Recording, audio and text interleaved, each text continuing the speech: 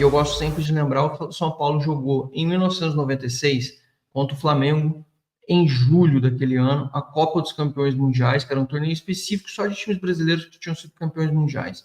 Era um torneio que era disputado, o São Paulo em 96 disputou e ganhou o bicampeonato. E nesse jogo, particularmente, porque esses últimos dias aí o Romário está bastante em voga, inclusive, Romário jogou esse jogo e fez gol contra o São Paulo. O jogo foi 2-1, o São Paulo ganhou com gol de Adrianinho, que era um Adriano, que era um meio-campista batendo falta, e o São Paulo fez o seu segundo gol com Valdir Bigode, que era um cara que fez carreira no Vasco e depois veio para o São Paulo, era um matador. O São Paulo ganhou o bicampeonato da Copa dos Campeões Mundiais, que é mais uma das nossas histórias aí, se você não sabia, se você não lembra, que você lembre disso. E o que isso tem a ver com os Estados Unidos, Anqueta?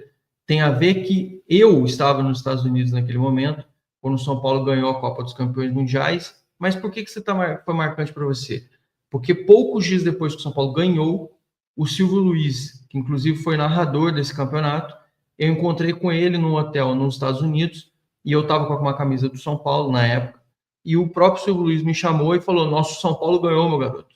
E eu devia ter meus 13 anos de idade, o saudoso Silvio Luiz, São Paulino, e ele comentou comigo sobre isso, então eu sempre guardo com carinho alguns momentos, porque tomei um susto, o cara me chamou, e aí você vê aquele vozeirão de um cara que ainda estava numa plenitude em 1996. É um momento muito bacana de se lembrar. São memórias que vão formando a gente, que vão forjando a gente. É o que eu sempre falo para vocês.